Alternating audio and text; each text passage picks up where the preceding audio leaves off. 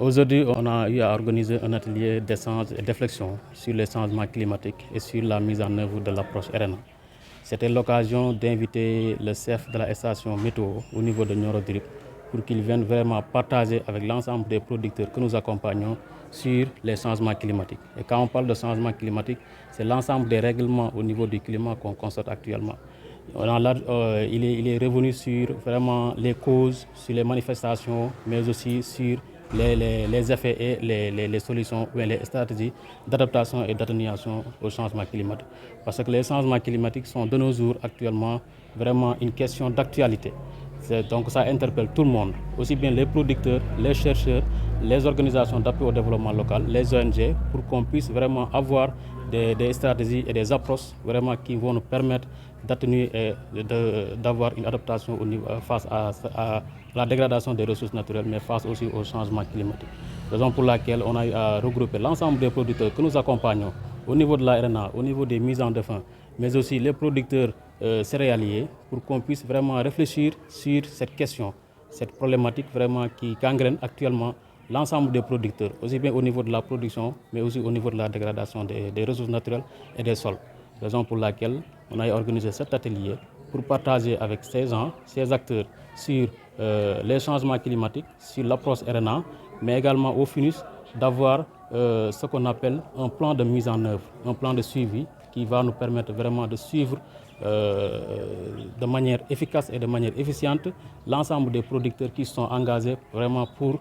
mettre en œuvre cette approche qu'on juge actuellement une approche très importante et très avantageuse pour la protection des ressources naturelles et de l'environnement. Ce qu'on constate actuellement, les changements climatiques vraiment sont de nos jours une chose vraiment qui touche tout le monde, aussi bien les pays en voie de développement que les pays développés. Et ce qu'on constate, la main de l'homme est dedans. Parce que les causes principales, c'est les causes anthropiques. Parce qu'on constate, il y a la déforestation, il y a les feux de brousse, il y a également des coupes abusives des arbres, il y a également les mauvaises pratiques agricoles qu'on a l'habitude de faire. Ce sont ces pratiques-là et ces habitudes-là qui ont engendré vraiment un réchauffement du climat. Parce que quand on parle de réchauffement climatique, il y a un peu un dérèglement qui se fait au niveau de la couche d'ozone, au niveau de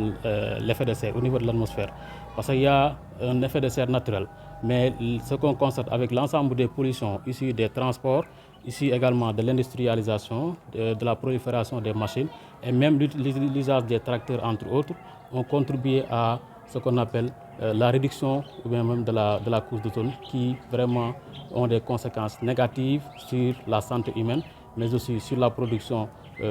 agricole, mais également sur l'environnement de manière globale. Ce qu'on constate, il y a la hausse de la température, ce qui peut provoquer même l'avancée de la mer. Dans certaines zones, ce qu'on constate, c'est l'avancée de la mer, mais aussi l'avancée de la langue saline, surtout au niveau du Bas-Ballon, dans le département de Nioro, qui est un problème fondamental. Parce qu'on constate que le Bas-Ballon, vraiment, aujourd'hui, empêche beaucoup de producteurs à cultiver leurs terres, parce qu'il y a beaucoup de terres qui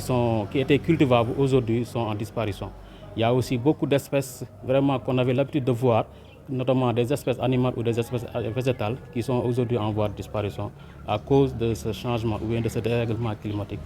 qu'on constate avec ses conséquences, mais aussi avec ses manifestations. La RNA également, comme Symbiose a l'habitude de faire, elle essaie toujours de trouver des solutions, des stratégies d'adaptation face au changement climatique, mais aussi face à la dégradation des ressources naturelles. Raison pour laquelle la RNA, c'est une approche vraiment qui est beaucoup plus saluée par les producteurs que nous accompagnons. Parce que non seulement ça continue à rendre fertiles les terres, mais aussi ça continue à restaurer un peu les ressources naturelles, notamment la terre, les eaux et certaines espèces qui étaient en voie de disparition. Et la RNA, ça se pratique au niveau des espaces de production, notamment au niveau des champs, mais aussi au niveau des espaces mis en défense. Parce que ça permet aux producteurs non seulement de veiller sur les arbres et les arbustes au niveau de son champ pour qu'ils puissent devenir de gros arbres, mais aussi ça donne des avantages ou bien des conséquences positives sur la production agricole, sur les rendements, mais aussi sur la fertilité des sols. Même au niveau des espaces mis en défense également, ce qu'on constate avec l'approche RNA, il y a un retour massif de beaucoup d'espèces animales et végétales au niveau de ces mises en défense. Raison pour laquelle aujourd'hui, Symbiose pense même aller à à l'inventaire de toutes ces espèces qui sont revenues au niveau de ces mises en défense, pour qu'on puisse trouver des stratégies d'exploitation. Et au finish, on peut avoir des plans de gestion simples pour promouvoir l'exploitation de ces ressources, notamment végétales ou animales, au bénéfice du grand nombre, au bénéfice de toute la communauté que nous accompagnons. Symbiose est toujours prête pour accompagner les communautés à la base, parce que c'est sa mission originale, c'est d'accompagner les acteurs, les collectivités territoriales, les PNC, les cadres de concertation, les producteurs, les communautés qui sont au niveau de la gestion des ressources naturelles, pour qu'ils puissent augmenter vraiment leur production, mais aussi augmenter ou améliorer leurs revenus, notamment agricoles ou non agricoles. Symbiose s'engage toujours à accompagner ces communautés-là pour qu'il y ait un peu de la RNA dans d'autres zones, parce qu'il y a des zones qui sont vraiment, qui ont l'habitude de faire la RNA, mais par contre il y a d'autres zones qui n'ont pas vraiment l'habitude de la faire. Raison pour laquelle c'est l'occasion aujourd'hui de sensibiliser l'ensemble des acteurs du département de Nioro pour qu'il y ait une diffusion massive de cette stratégie que nous jugeons vraiment très utile, très importante pour la protection de l'environnement, mais aussi pour la protection des ressources naturelles, notamment le sol entre autres. Donc Symbiose est là pour vraiment impulser un développement participatif, mais aussi une gestion concertée et durable des ressources naturelles.